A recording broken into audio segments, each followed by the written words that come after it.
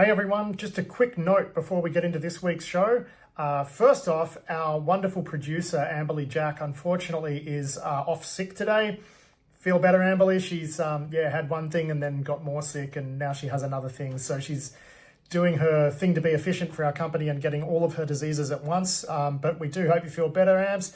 And the other thing that happened is Adam, unfortunately, his CPU was a little bit stressed when we recorded this week's show, which means the video is really jumpy on his track.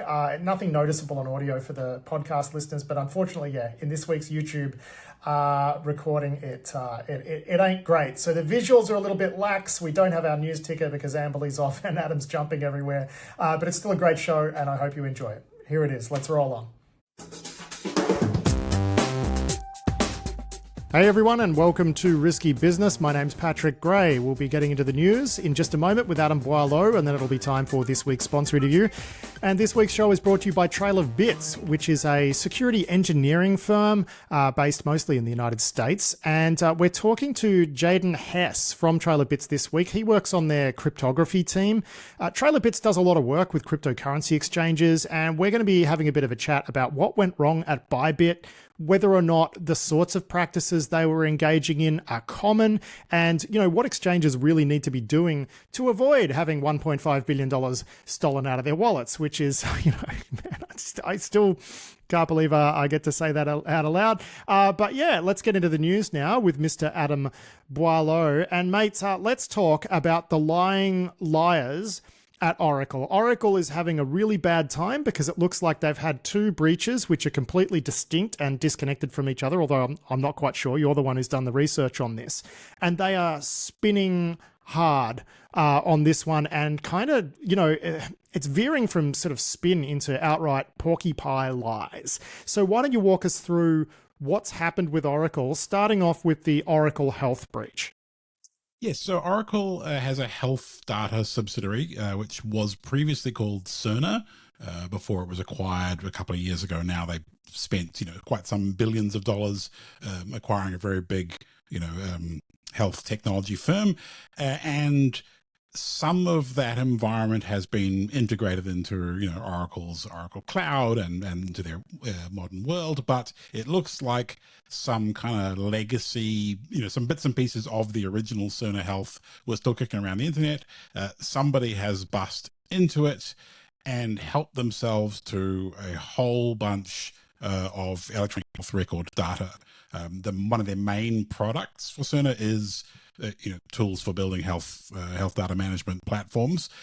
And then the person who is doing it, who broke in there, appears to be kind of trying to ransom that data back, both to hospitals and medical companies themselves, as well as Oracle. The person behind it doesn't appear to have any affiliation with a known ransomware gang, but they do say that their name is Andrew. So that's nice. Yeah, that'll narrow it down. So Oracle has been kind of quiet about this. They have, much like the other breach we'll talk about in a second, they haven't been saying a whole bunch publicly, but they have been reaching out to their health industry customers. And the word on the street is that those customers are being sent letters on plain paper, no Oracle letterhead, signed by some, Oracle exec, basically saying, look, we've lost a whole bunch of your data. It's a kind of a you problem, so you should figure out whether the data that we lost, is violating, HIPAA or whatever other regulations you may be subject to, and off you go, let your customers know. Oracle has very generously offered to pay for some form of, credit monitoring or, the usual sorts of things you do when you have a data breach, but otherwise they are leaving their health customers out to dry. And, people are not particularly happy, I think it's fair to say. No, and apparently their customers are being instructed to only sort of talk about this with Oracle's CISO over the phone and not via email, and their communications have said, the data may contain patient data, but all the customers know that it does, because I'm guessing they've been sent samples. So not a good look. No, really at not. all. And this comes hot on the heels of one that I think we spoke about last week, which is a bigger breach at Oracle, where they owned some sort of auth box and just got an absolute ton of info out of it. So we did briefly touch on it last week, but now we've looked into it a little bit more. This is a breach that Oracle denied happened. They said, oh, this totally was not a breach of Oracle's production environment. Like, why don't you walk us through exactly what it is the attackers apparently did here, what they obtained, and then why Oracle's response is a liar's lie. Yeah, so some person who goes by like Rose87169 on some underground forums is flogging off some data that they have stolen, that they claim, from a login portal, auth portal in Oracle Cloud. And they claim to have shelled one of the Oracle Cloud login boxes using a known flaw in, there's a particular CVE, which I think is a deserialization flaw in Oracle's identity and access management product, which is part of the wider kind of Fusion applications, Fusion middleware, Oracle suite. That bug is a couple of years old now. I think it's a 2021 bug, and it's a little fiddly to exploit, but that is what the attacker says that they used. And then they claim to have got something like 6 million records worth of customer, of like login information. And this varies between LDAP kind of auth passwords, a bunch of certificates and other bits and pieces. And they have provided some of this data as evidence of their access on the forums and then to a couple of researchers. They also posted a text file on Oracle's login server with their email address in it. So they could verify to, I think, one of the outlets that they were talking to that it was in fact them. So they pasted in a text file, x.txt, with their Proton Mail email address in it. And then a few people who've got hold of this data have, cross-referenced it with a few customers that are listed. And those customers say, yes, this looks like our information. Oracle has flat out said, this didn't happen. It's a load of bunkum. I can imagine that Oracle wants to believe it didn't happen, but it certainly looks like it did. So I had a good rummage around yesterday into kind of what the data looked like, where it came from, and what some of the similar systems in Oracle's cloud environment look like. Now this is where it starts getting tasty. So the 11G release of Oracle's Fusion middleware and associates, like that whole kind of stack, is a thing that I have some personal experience of shelling. So like when I first read this, I'm like, yes, I 100% believe the hacker and I 0% believe Oracle. But then I went and had a rummage around, and there is quite a lot of 11G era bits and pieces of plumbing in Oracle Cloud. And the kind of login server that this person claims to have hacked, the headers suggest that it's running the 11G release, which is from, I want to say, like 2009 or something. Importantly, that release is no longer supported by Oracle. They wouldn't support it for their customers. Although the funny thing is that Oracle's definition of end of life is not, they don't call it end of life, they call it sustaining support, which is available indefinitely.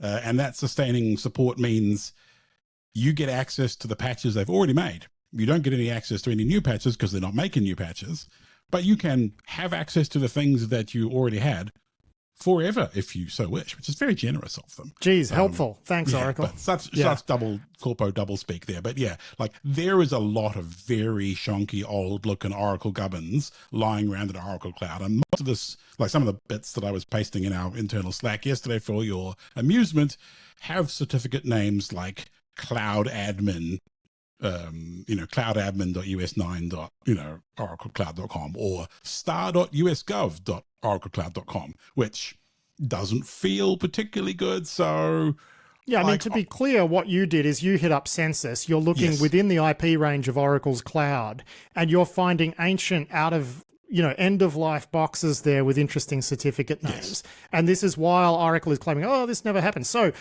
you have a theory about what actually went down here, and I think it's a plausible one.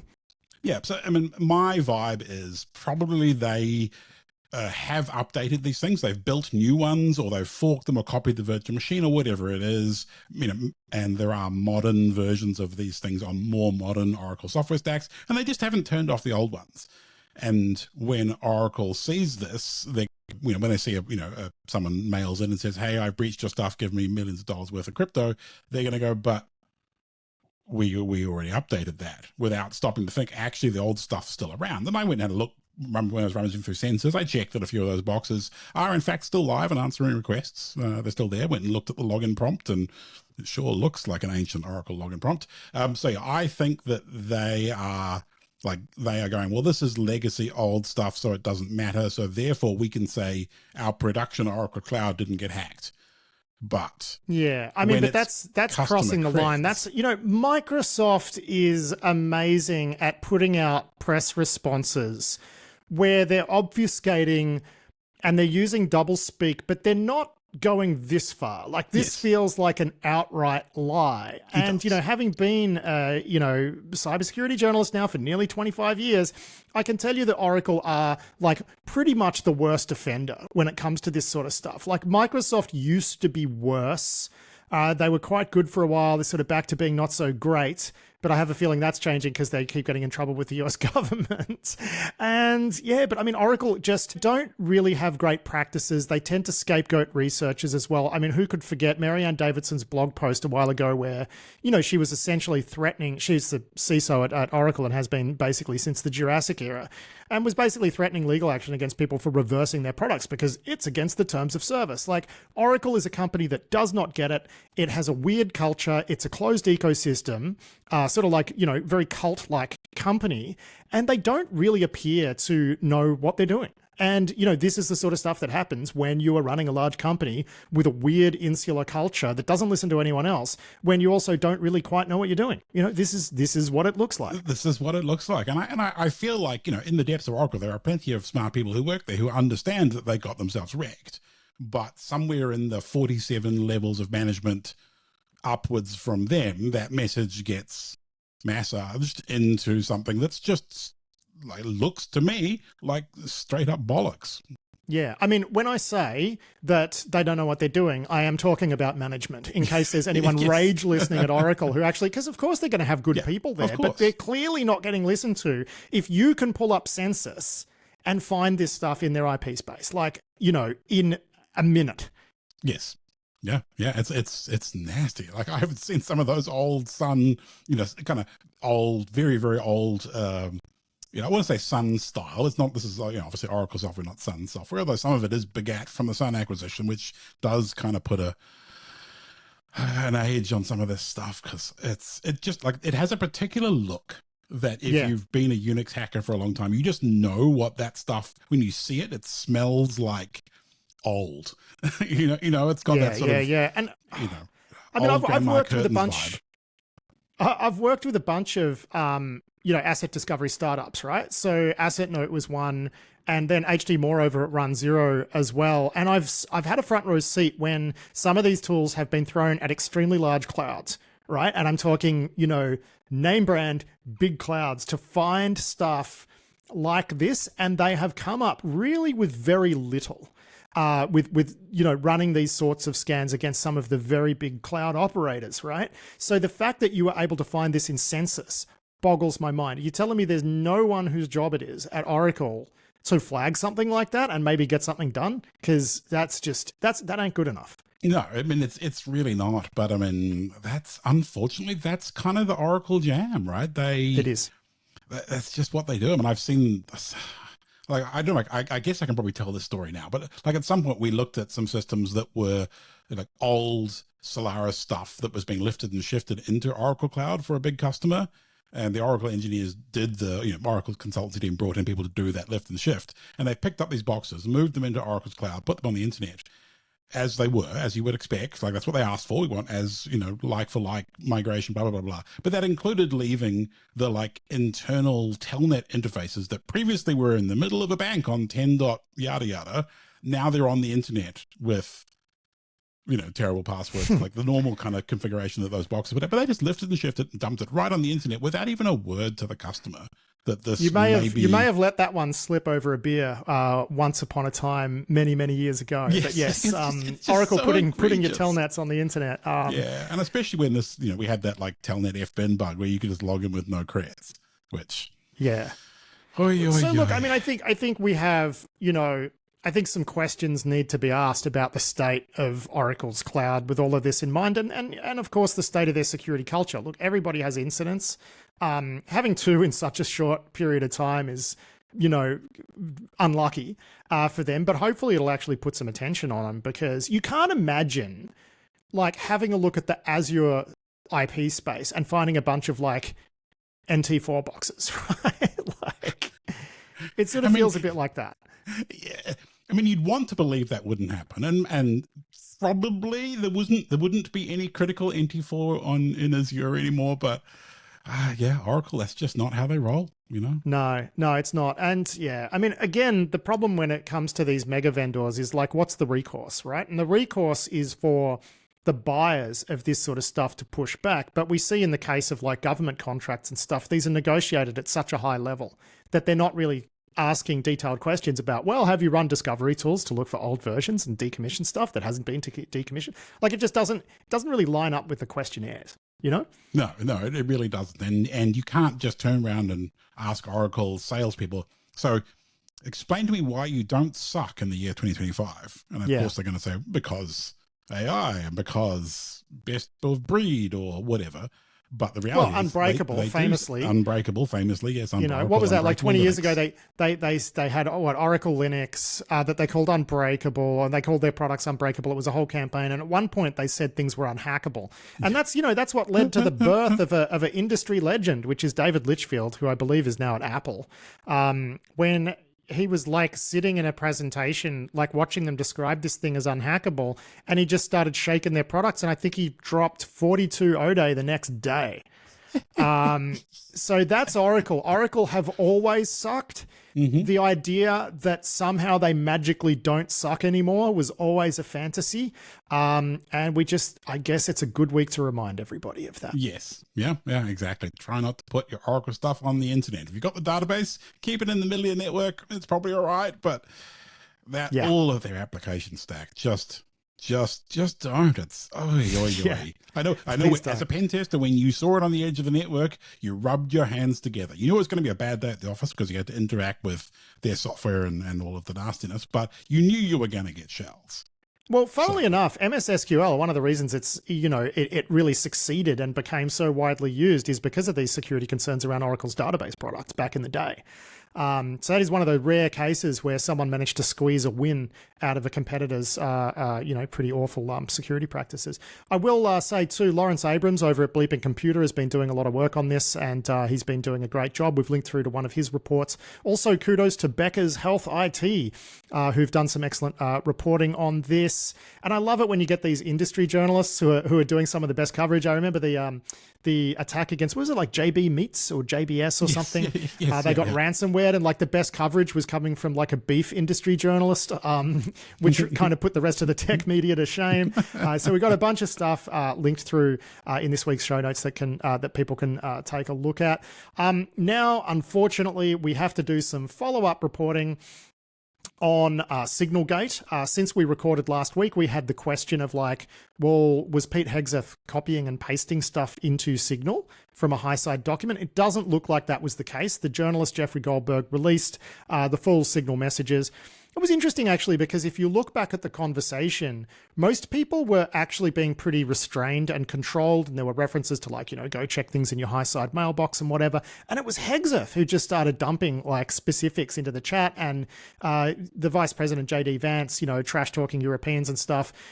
Still not good to use Signal for this purpose, but they were the ones who really were the most indiscreet in this conversation. Now, since then, of course, we've seen unbelievably the US administration starting to smear Signal itself. Like there's even been this allegation that Catherine Ma, who's on the board of Signal, I think she's the NPR CEO as well, and she's like got links to the Atlantic Council, Atlantic Magazine, Atlantic Council.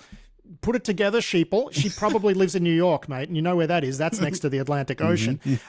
But we're seeing some of these theories like being reposted by Donald Trump himself, which, I mean, this is a typical sort of Trump strategy. I don't think for a second that he believes that Signal was involved in a conspiracy to add a journalist from the Atlantic into a Signal group chat.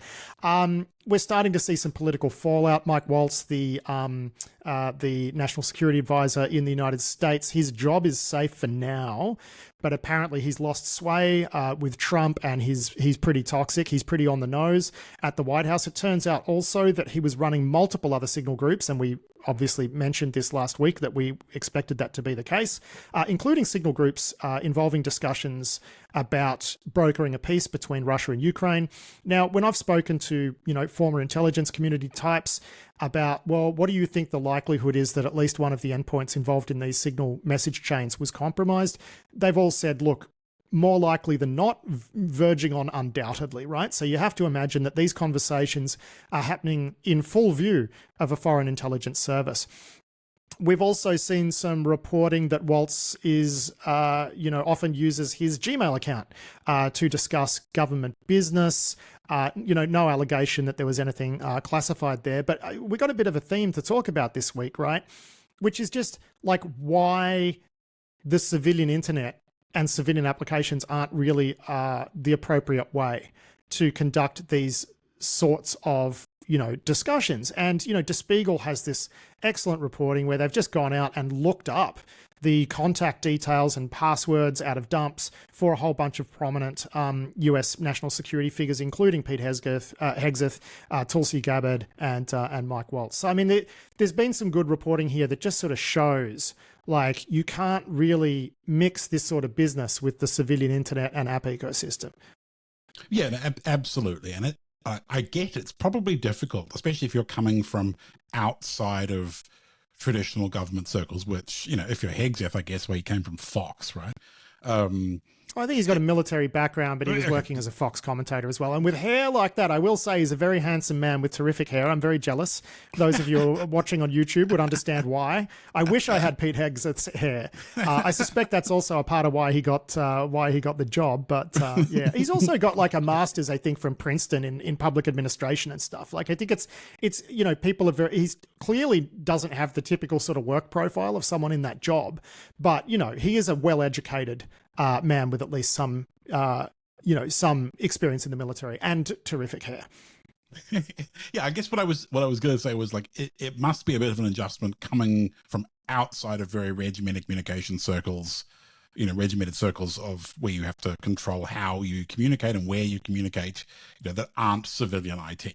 Like it's a bit of a shock and must take a bit of adjustment. But if any government in the world is equipped to brief these people on the threats and what they have to do and provide them with alternatives, like it's the US government. They've been working on this stuff, for a very, very long time. And so it is pretty inexcusable for them to be falling into these traps. But as the civilian internet becomes so pervasive, and we see things like, having to have an Apple ID to, using Apple products, having to have Microsoft accounts to use Microsoft products, the sort of the extent to which you have to interact. It's not just you get software and use it, and you can use it away from the rest of the infrastructure. And as auth gets integrated and identity gets integrated, and that's really where, the criticisms of Signal's interface in this whole malarkey has been that it is very difficult to determine exactly who you're talking to and navigate the avatar. What does the avatar look like? How do nicknames work? How do phone numbers tie into this? Identifying who you're talking to and who you're adding and getting that through Signal's interface is kind of fiddly. Well, and that explains why Goldberg's, was added to that chain, because the Signal interface is absolute junk. I remember when they moved to the nickname thing, like it's real hard when someone's using a nickname to understand who they are. And like the interface is absolutely terrible. And for a security first app, I've, always thought, geez, what on earth are they doing? But, funnily enough, this whole thing has made Signal downloads soar to record highs as well, right? So it's been fantastic advertising. Yeah, it's the classic, there's no such thing as bad publicity, right? Because, Yeah, they appear to be really cranking, and mostly in the US. It's just if it's good enough for the national security apparatus, then clearly it's good enough for everybody else's group chats. Although, like I don't know about you, but basically every group chat I am in is posting, war plan jokes. At least some point in the last week, there's been a war plan joke in every single one of them, because it's just really, I think tickled the fancy of so many people seeing, the technology that they use being used in this way. And the jokes write themselves. I've been watching even the pop culture stuff in Saturday Night Live, or all of the late night talk shows. It's been such good comedy and good reminder for everybody about this kind of OPSEC, about the importance of identifying who's in your chats. And it underscores the fact that ultimately crypto is a solvable, easy enough problem, but identity, that's hard. Yeah, it is. It is. I think my favorite one was like, bomb Yemen tonight, bomb Yemen tonight, Queen. That was a good one. I would also just like to tie all of this off by saying the idea that these people didn't know that this was a risk seems pretty unrealistic to me. Like, when I've had conversations, I might be going for a beer with like a senior official who is like publicly identifiable, right? Like, so adversaries will know that this person holds valuable information. So, I'll be going for a beer with someone like that. The phones get locked into the car during that beer because they treat these phones like they are Chinese listening devices. That is actually the way high enough profile government officials treat these devices. They are like, that is not my phone. That is a Chinese listening device. We're going to leave it in the car so that we can at least have a somewhat, relaxed conversation. And, that is the briefing. That's the standard advice that they get, which is your phone could very well be a Chinese or a Russian listening device. Leave it in the car. So, yeah, again, not a good look.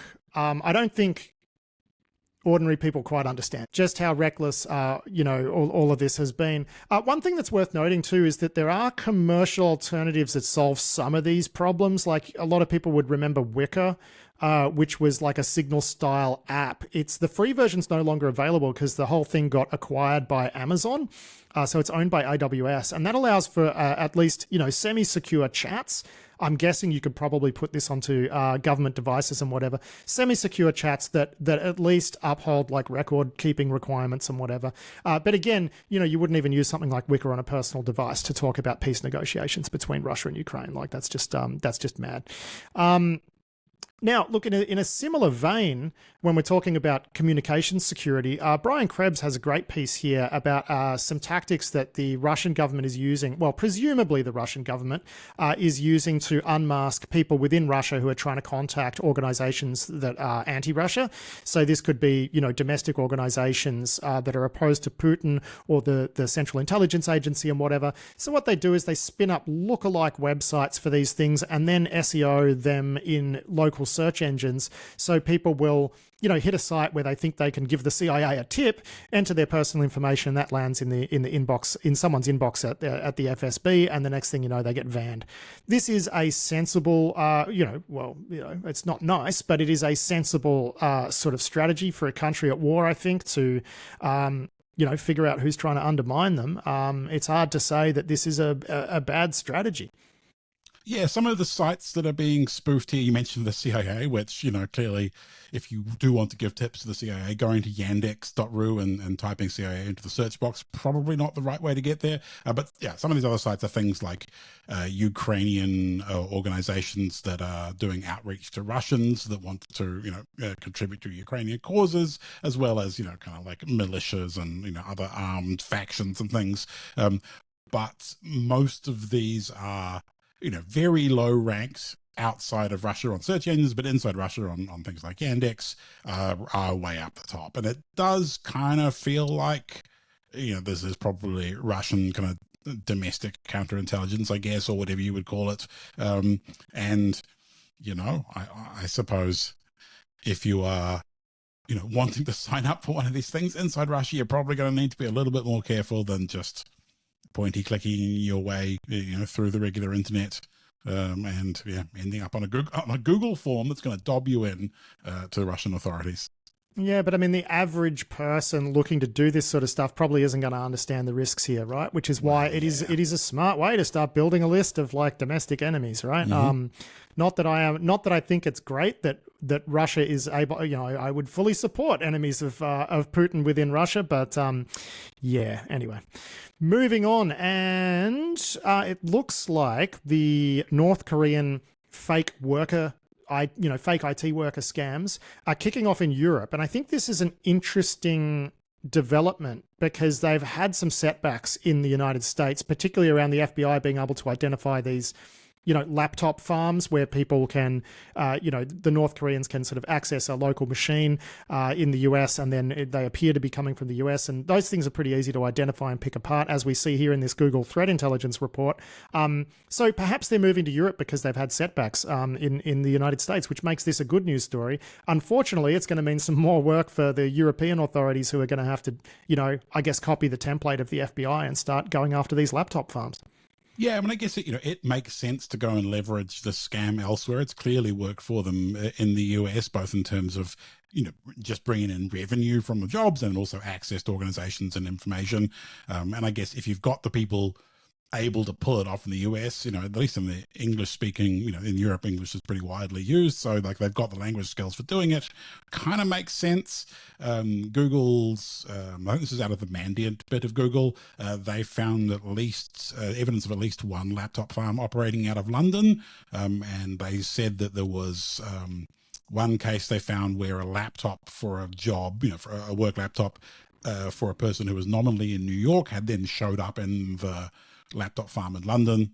So there was some kind of coordination across these things. And it's kind of like, it's funny because some of the feedback you get is that actually these North Korean IT workers are pretty good because they actually have a whole team of people delivering the work. And so, for your money, you're getting, more than one person's worth of expertise, and they'll bring in the right person for the job. So the quality of the work is quite good, but the risks, clearly a problem. And, Europe's the risks kind of outweigh the benefits on this one, Guy, I got to say. Exactly. But no, it is good news in that it shows that, focusing on these laptop farms operators, is a great way that, you can have some leverage locally.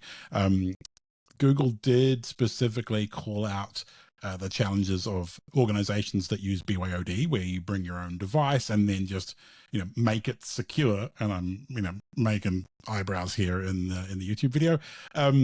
Make it secure by just running a virtual machine, and somehow that makes it fine to run, a corporate, SOE desktop inside a VM on an untrusted piece of hardware. And they are kind of prioritizing companies that do that because it removes that point of dependence on a laptop farm. So yeah, it's anyone who thinks that's a good idea, you might want to consider that aspect to it. Yeah, indeed. And we got a good news story here out of 404 Media. Joe Cox wrote this one up, and he's looked at how the FBI was able to freeze much of the ransom that Caesars Entertainment paid to, I think that was like a Scattered Spider, in conjunction with Russian ransomware actors or whatever. That was their, joint operation. And yeah, they managed to track down and seize millions of dollars worth of cryptocurrency. I think most of it, I can't remember. You tell me. Yeah. So there was something like $15 million worth of ransom that got paid, and the FBI were able to track one, cryptocurrency transfer into a bridge where they were trying to, move it from whatever cryptocurrency was in, I guess Bitcoin, onwards into something else, and they managed to freeze. Almost 300 Bitcoin. So that's like $11-ish million. Yeah, so they froze 11. They got 11.8 million back out of the 15. So which is pretty good. And then there was also another kind of a bit under 5-ish million that they got from another cryptocurrency exchange. So they're doing pretty well on tracking down those funds, and clearly being able to do that fast enough to catch it whilst it's still in a cooperative environment of a bridge somewhere in a reputable place, or a place that at least will cooperate with US law enforcement. That's pretty good work. Yeah, and if you're wondering why those numbers don't add up, where we said 15 was paid and then 12 was recovered and then 5, because I don't know, cryptocurrency movements, I guess. Yeah, like everyone's hodling, and it's kind of, whenever we report about cryptocurrency numbers, it's always kind of approximate and point in time. Yeah. Sometimes it doesn't balance at all. We got one from James Reddick now over at the Record.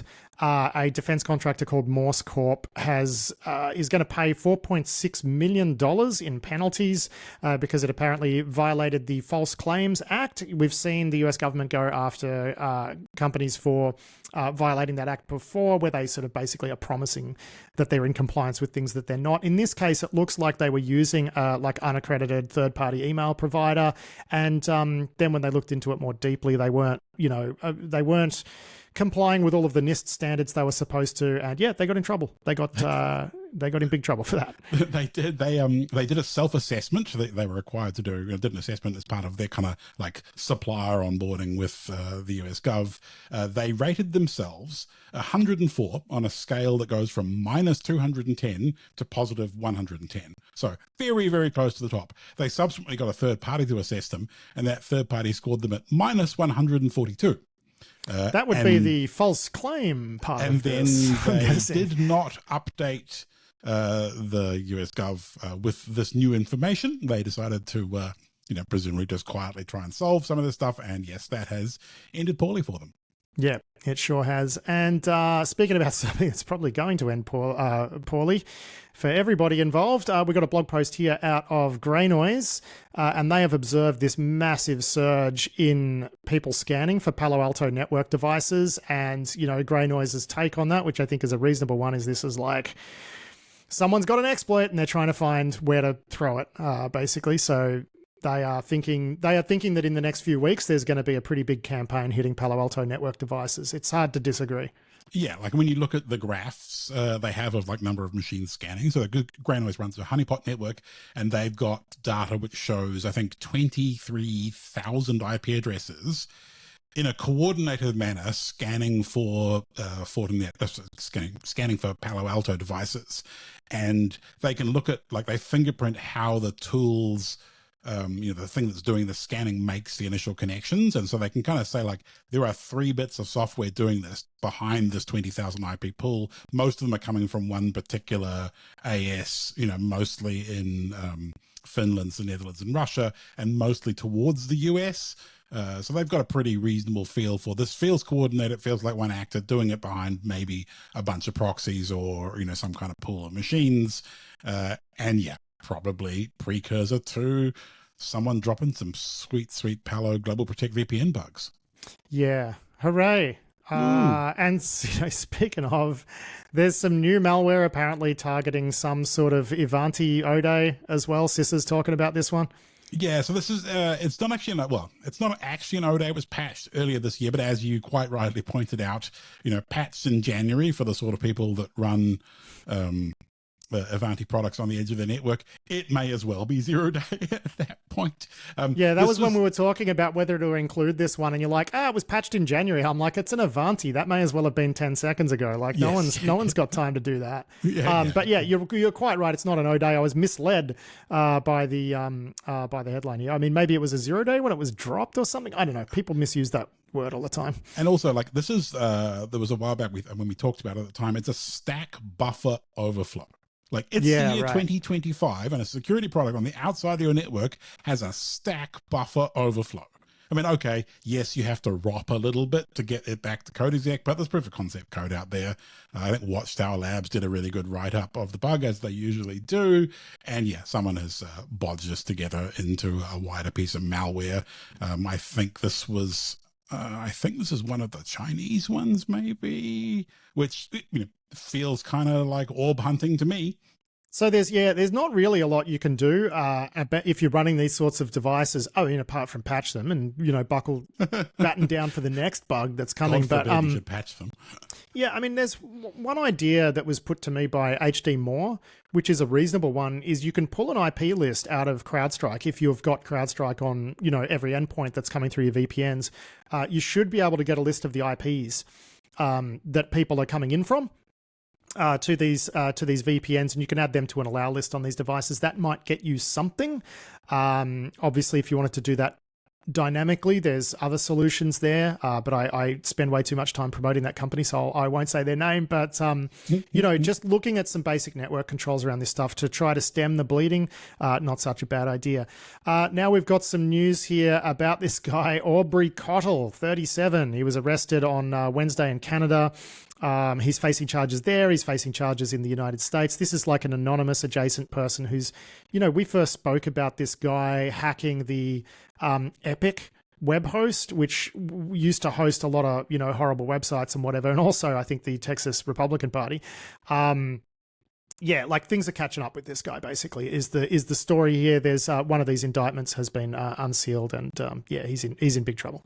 Yeah, he's not particularly shy about it. Like, he posts on his TikTok and on his Insta, talking about his hacking exploits and stuff. So it's kind of not really surprising that he's been, rolled up for this. But there's already, I saw a hashtag free Curtainer, which is his name, floating around somewhere. So, it's kind of normal, anonymous sort of stuff. But if you're going to shell things and then gloat about it on, on public social media, I kind of don't know what else you expect, really. I mean, this guy strikes me as one of those sort of committed hacktivist types, right? Who's actually prepared to walk the walk. And I mean, this is the result of that. It's not a good time, but hey, at least you've got the courage of your convictions there. Right? Yeah, exactly. Yeah, it's fair. That's I think he's specifically in trouble for stealing data from the Texas Republican Party, which is, what the charges are centered on. And we're going to end this week with a fun one, kind of. I mean, not for the person involved. Alexander Martin has this report for the record. This guy, Hassan Arshad, who's 25 years old, he was doing an internship at GCHQ and decided in 2022 to copy a bunch of stuff, top secret data onto his, laptop or a portable drive or something, and walk out with it. And of course, got caught. Yes, not really the best plan. I think the story goes that this guy was an intern and he had like a year university placement in the GCHQ. He'd done some previous work for them, under an earlier program in his tertiary education. He got a year placement there, and he was working as a developer or something on some tool. And he had come to the end of the year of his placement, and then he copied the code and, reading between the lines, it's probably he copied like a Git repository or something that said there were like names and source code, names of staff and source code. But it sounds like he probably wanted to keep working on it. And he had aspirations to later get another, go back to working there. And he may not have thought it through. Although, on the other hand, the prosecution in this particular case, I think, said there was also examples of him talking about getting bug bounties for information leaks, which maybe is another possible motivation. Either way, taking your phone in, plugging it into your GCHQ box, and he had clearance and stuff, so he must have been through all the relevant trainings, and then just copying stuff off and walking it out. Like, again, I mean, someone's going to look at that. Someone's going to look at those logs eventually, right? Like, well, especially in a place like that, So, not the sharpest move. Yeah, I'm guessing there's probably like a log audit every now and then, akin to a stock take at a retail store, which is right. That's it. We got to do the annual check to see who we need to yell at. So that's actually it for the week's news. Adam Boileau, thank you so much for your time, and we'll do it all again next week. Yeah, thanks very much, Pat. I look forward to it. I will talk to you then. That was Adam Boileau there with a check of the week's security news. It is time for this week's sponsor interview now with Trail of Bits, and we are speaking to Jaden Hess, who works on the cryptography team at Trail of Bits. They do all manner of sort of consulting and engineering work and have done a lot of work with cryptocurrency exchanges and people in that space, people and companies in that space.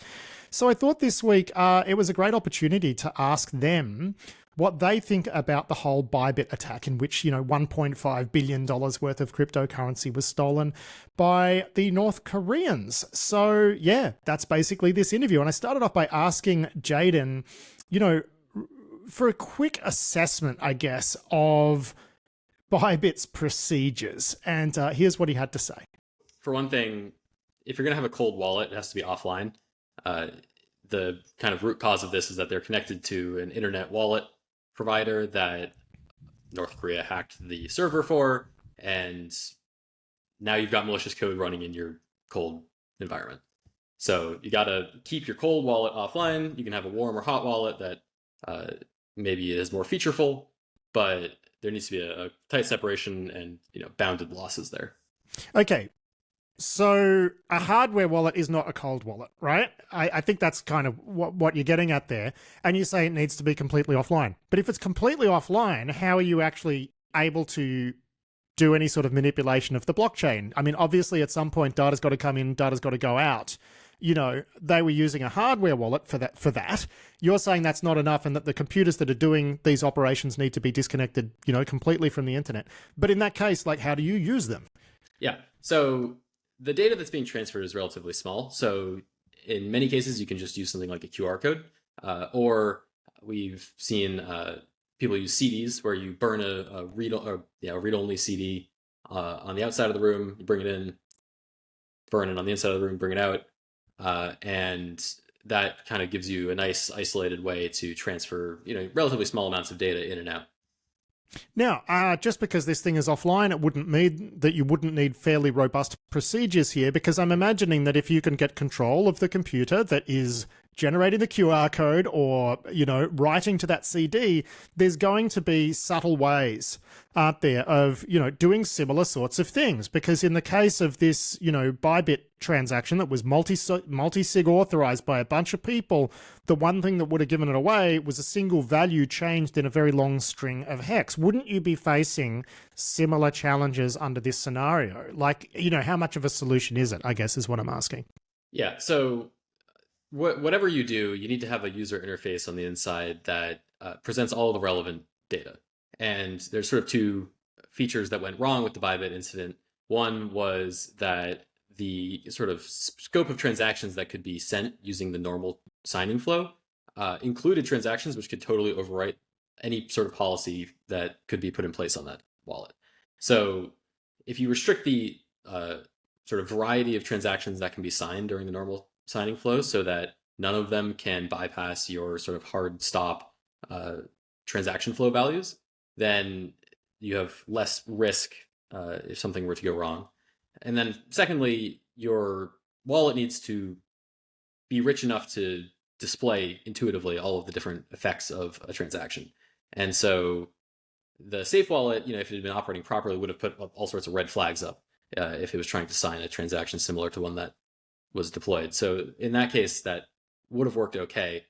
But still, there's a lot of nuanced things that smart contract wallet could do. And for like a real cold signing solution, you probably want fewer types of transactions, less contract interactions, simpler guarantees on value per day, for example. Yeah, I mean, earlier you were talking about sort of restricting the ability of people to be able to sort of change the contracts, right? Mm-hmm. I mean, there's a reason, though, isn't there, that people have this sort of flexibility in the contracts, and some of those reasons are related to sort of anti-fraud, security, and safety, which is that, hey, if you've got a problem with your smart contract, you need to be able to fix it, to be able to patch it. You need that flexibility, otherwise you're stuck with a vulnerable contract. Isn't this a case of a little bit of you're damned if you do and you're damned if you don't? A little bit, but there's things that you can do, right? So, for example, for emergency upgrades that allow you to bypass signing limits, for example, you should need some sort of break glass key, right? You shouldn't be able to do this in doing the normal signing flow, such that people might be confused into accidentally doing it. Someone should have to go to a bank, go to a safe deposit vault and get out a paper key. I got to say, you're kind of making sense with that, but yeah, go on. You're making good points. No, I mean, so that's basically it, right? Is that there's the normal signing flow has some level of privilege, and in order to surpass that level of privilege, you need another actor, another piece of authentication, which never comes out except in emergency cases. Yeah, I mean, so really what you're describing is actually for them to have done some engineering work and put some thought into it. Yeah, so that also threat modeling, right? Yeah, you should have a an actual document which goes through all of the different potential attack vectors and the consequences if they were to be exploited. If they had done that, they would have seen someone pops the Bybit, web server, all of our money's gone, right?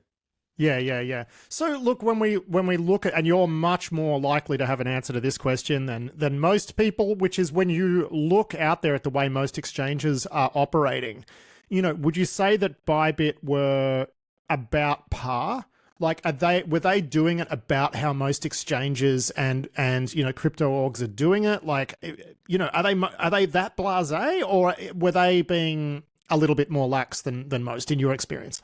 No, I think they were being more lax than most. I from seeing sort of U.S. based organizations handling large amounts of cryptocurrency, they seem to have much more thorough threat modeling procedures, operational guidelines. I mean, of course, we've never sort of audited Bybit specifically, so I can't say what their internal documentation and threat modeling and procedures look like. But clearly, they're relying on a website for cold signing transactions out of a $1.5 billion wallet. So I'd say that's not normal. Yeah. What is normal? Like, I was actually surprised when I saw that this Safe Wallet service actually existed, because I'm like, hang on, you've got a hardware signing wallet and whatnot, and this is all going out to a cloud service that runs, JS in your browser. And I'm like, I'm already thinking like this could go like wrong that way. Yeah. So, I mean, we scratch our heads a little bit over here often when we look at the crypto world. Like, what is that service actually for? Yeah, so normally you would need something like this for your sort of hot or warm wallets, right? You need some way to, in the day-to-day operations, propose, approve, and sign transactions out of some wallet, right? And it's nice to have a rich, featureful wallet that can have various sorts of policies and authentication flows and, different targets and all that. And that's just part of normal operations. I'd say that like what broke down here is that there should be another layer of value isolation, right? You shouldn't be using your normal warm wallet signing, featureful system to do signing out of your full cold wallet. So in other institutions, they'll have a similar sort of web-based transaction proposal, right? You have employees who need to make trades or send money from account A to account B, and you don't want those people to have to go into a cold room and move CDs around. But you should only be holding, I don't know, $10 million in that wallet, or something that you're sort of willing to potentially lose in case of a major breach. So I guess really what you're saying is, it takes a bit of work to sit down, work out your threat model, come up with some compensating controls, procedures, just the usual boring stuff that we do. I mean, it boggles my mind that often this isn't done. And this is why the North Koreans are having such a big party time. It's almost like we often make the joke on the show that, the cryptocurrency world is speed running the need for a lot of these financial regulations that apply to the banking sector. It does feel like that sometimes, doesn't it? Yeah, I mean, there's sort of a very short time between, fuck up and find out, right? And it actually is kind of nice because it shows you exactly what not to do very quickly if you're someone observing. It, on the other hand, could go very badly for anyone at any time. So, trade-offs. Do you also find yourself, looking at incident reports from, North Korean hacks and just thinking, wow, okay, that's nice. Or even further, wow, I didn't think that someone would think to do that. Like, how much have you been able to learn from the way they do this stuff? Yeah, they're very impressive, right? I mean, there's few countries which have sort of that much dedicated offensive capability, willing to do things in the public, right? That's the thing about North Korea is I think everyone has cyber offensive teams, but rarely are they going around stealing $1 billion in plain sight, right? And so it's very impressive. We know that they can do advanced social engineering attacks, but on the other hand, a lot of these things are actually not that complex. It's just a matter of having a lot of eyes on a lot of different protocols, right? So, I mean, even in this case, this was an impressive attack, but ultimately it was, some malware on someone's computer. It was nothing that required, a huge. That wasn't the bit of... that we found impressive. The bit that we found impressive is poisoning the JS just for one organization and manipulating the transaction so that it looked really legitimate. They understood the smart contract. They understood the workflows. They understood the multi-signing. Yeah. Like, that's the bit that we find, and that's the bit that we find impressive is, the degree to which they understand these processes internally with the, chef's kiss. Yeah, and I mean, of course. But I guess what you're saying, I mean, the question was like, are you learning stuff from these attackers and thinking of new things to think about? And I mean, your answer seems to be not really. I mean, yeah, to some extent, right? But often it's, the sort of thing that we would find if we did a review, right? So yeah, like I would say in this case, like we said, like basic threat modeling, it's a website. You're pulling it every time you do a signature. That's going to be a threat vector, right?